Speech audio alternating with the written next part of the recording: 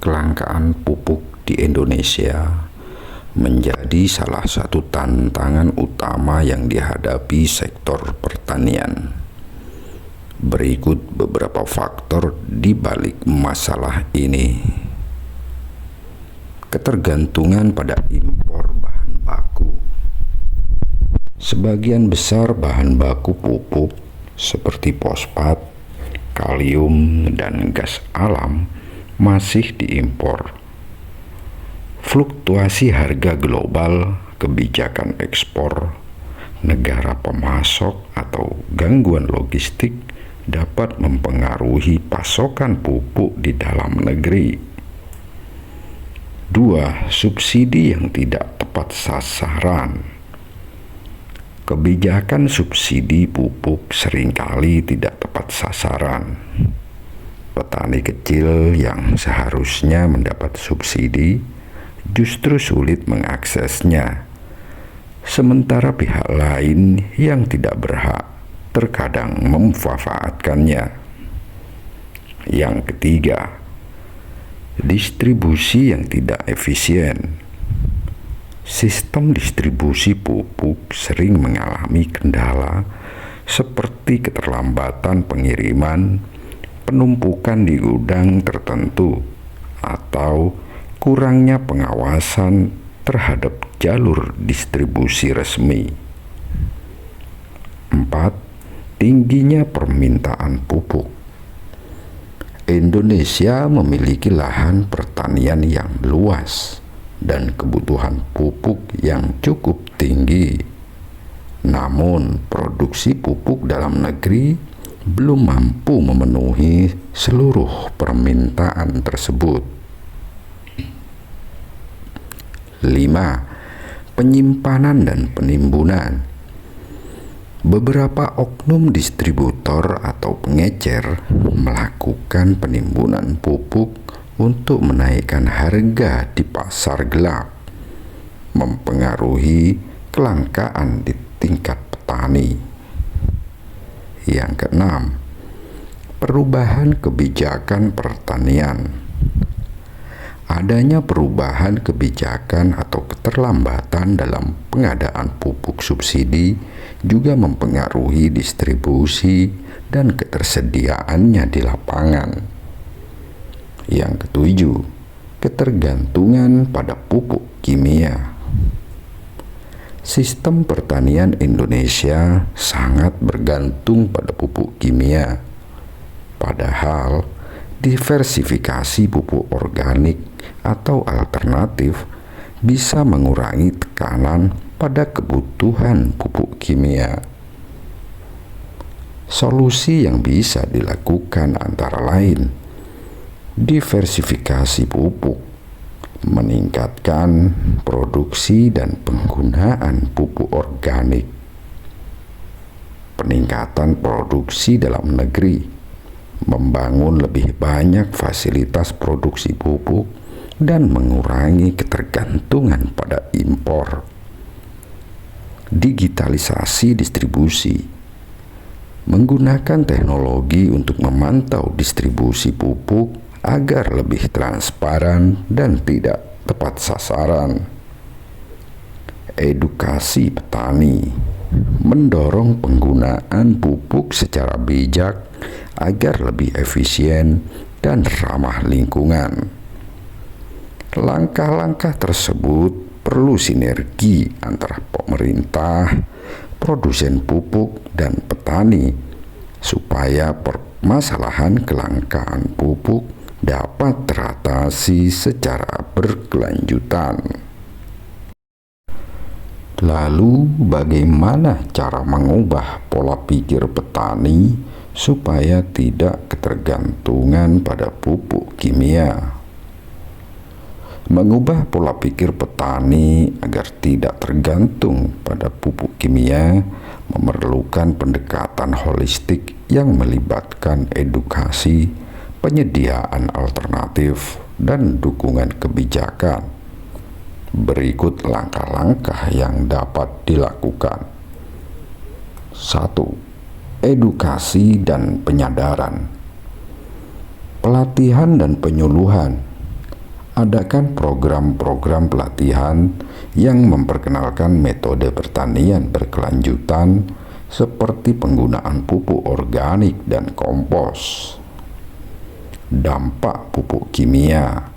Jelaskan mengenai efek jangka panjang pupuk kimia seperti degradasi tanah, penurunan kesuburan, dan dampak lingkungan. Keuntungan pupuk organik. Sampaikan manfaat pupuk organik seperti meningkatkan kesuburan tanah dan kesehatan tanaman dalam jangka panjang.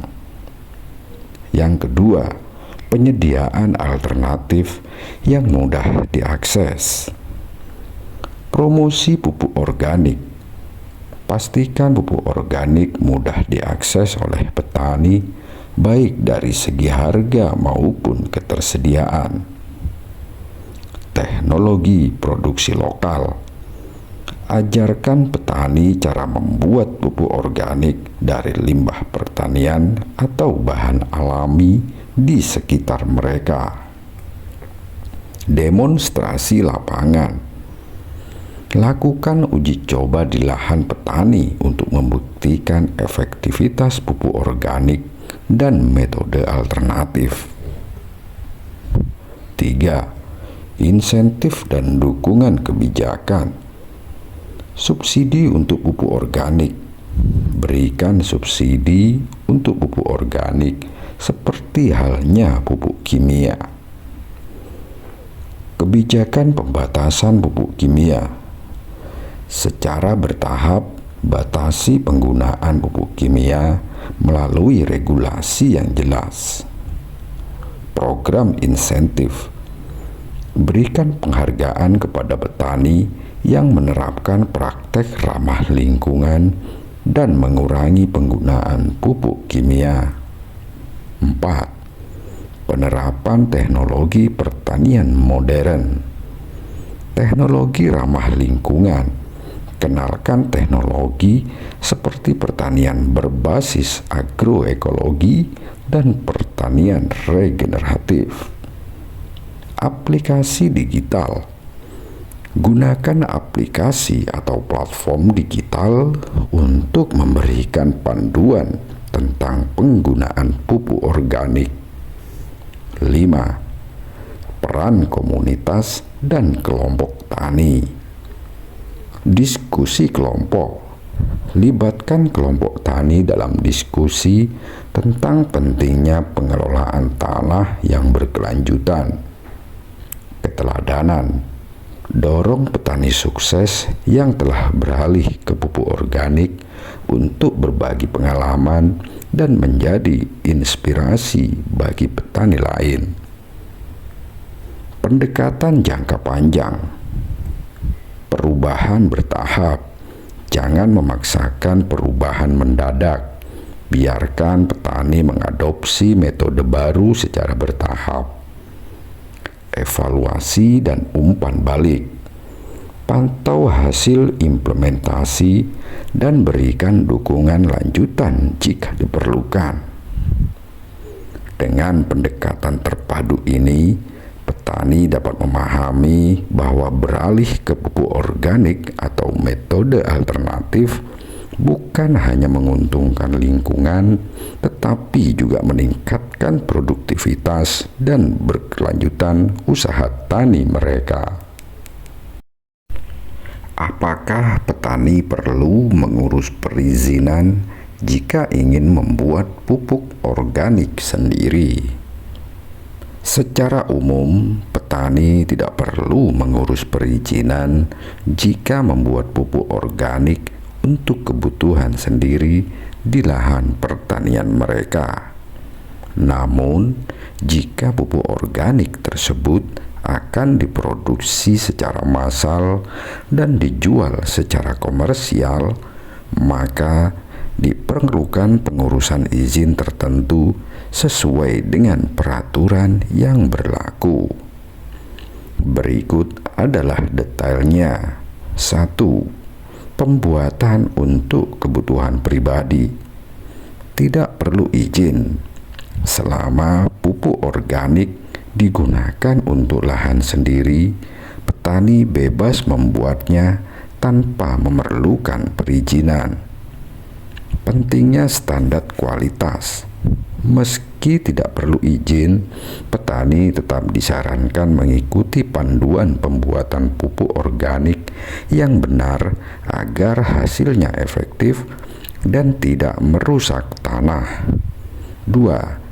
Pembuatan untuk dijual atau komersial. Jika pupuk organik akan dijual kepada orang lain, berikut perizinan yang mungkin diperlukan. Registrasi produk pupuk.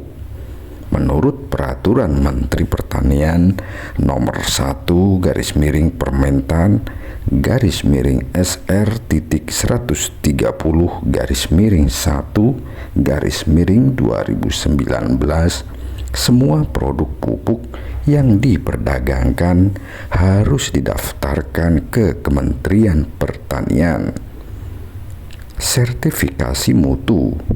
Produsen pupuk organik perlu memastikan produknya memenuhi standar mutu sesuai peraturan yang berlaku. Izin usaha. Jika skala produksi besar, pelaku usaha harus mengurus izin usaha melalui OSS atau Online Single Submission. Label dan pengemasan. Pupuk organik yang dijual harus mencantumkan informasi label seperti bahan baku, kandungan nutrisi, dan cara penggunaan. 3. Pembuatan berskala komunitas atau kelompok tani. Jika pupuk dibuat oleh kelompok tani untuk digunakan bersama atau dijual secara terbatas di lingkup lokal, izin sederhana seperti izin usaha mikro, kecil, atau IUMK dapat diperlukan, tergantung pada kebijakan daerah setempat. Hal yang perlu dipertimbangkan: edukasi dan pelatihan. Petani yang ingin membuat pupuk organik skala besar disarankan mengikuti pelatihan atau penyuluhan untuk memastikan produknya aman dan berkualitas. Kerjasama dengan instansi. Jika ragu tentang perizinan, petani dapat berkonsultasi dengan Dinas Pertanian setempat atau penyuluh pertanian. Kesimpulannya, jika untuk kebutuhan pribadi tidak perlu izin. Jika untuk produksi komersial memerlukan izin sesuai peraturan. Dengan memahami aturan ini, petani dapat memanfaatkan pupuk organik baik untuk kebutuhan sendiri maupun peluang usaha.